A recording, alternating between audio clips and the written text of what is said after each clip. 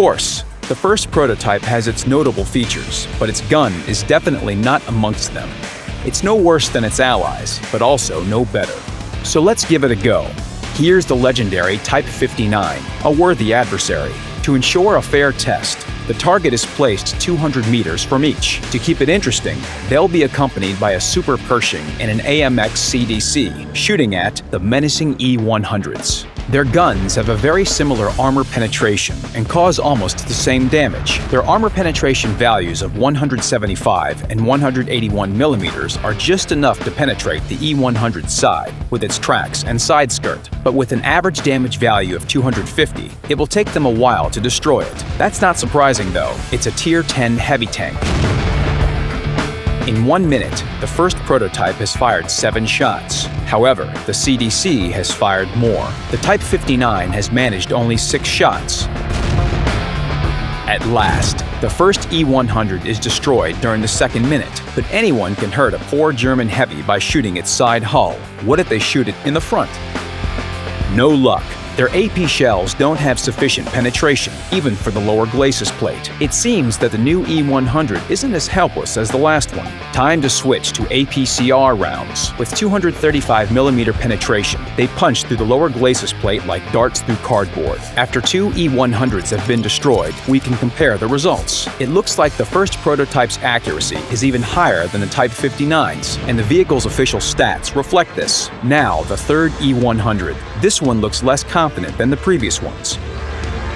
Hold on, why is everyone shooting except the T-54? The E-100 is almost destroyed. The T-54 is out of ammo. The T-54 fired all 34 rounds in less than 5 minutes. Will the T-54 lose out to the Type 59 in such an awkward way? But the gun of the Chinese tank goes silent as well.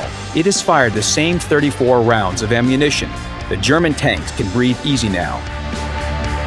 Well, the first prototype destroyed 2 full HP E-100s, along with the other tanks. Its gun is far from perfect, but it's typical of many Soviet guns. It's inaccurate, and the average damage per shot is low, but the damage per minute is quite good. There's also a myth that Soviet vehicles hit their targets without aiming.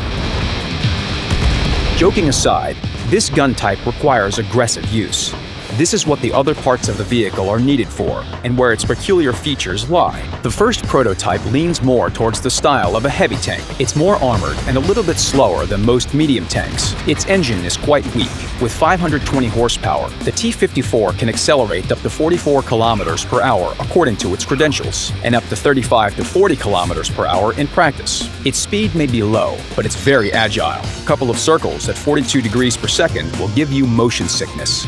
The front hull armor is quite strong, 120 millimeters. With slope, it turns into 240 millimeters of effective armor, and even more when angled. The gun mantlet and turret cheeks have 180 millimeters of armor. The shape of the turret is also an advantage. The 150 millimeter armor is well curved to cause bounces. Fighting against Tier 8 vehicles with this kind of armor can be fun.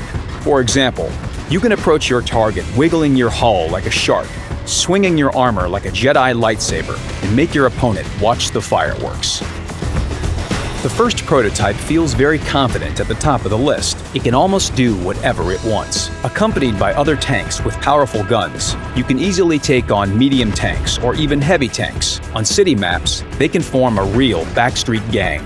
The first prototype can stick its nose out from behind a corner, and opponents can't do much about it. It's important to avoid places where tank destroyers might be waiting in ambush. They can penetrate the T-54's armor and you won't spot them. The prototype's view range of 360 meters isn't that great. On open maps, you can play carefully from behind hills, protecting your hatches and weak spots, exposing only your turret. But the gun mantlet could be sturdier. Getting hit here will sometimes cause damage. You will need to be careful against Tier 9 vehicles, and Tier 10 battles will put an end to your rampage of mischief. Rely on the armor only if there's nowhere to run. To survive in town battles, you should place your hull at a sharper angle.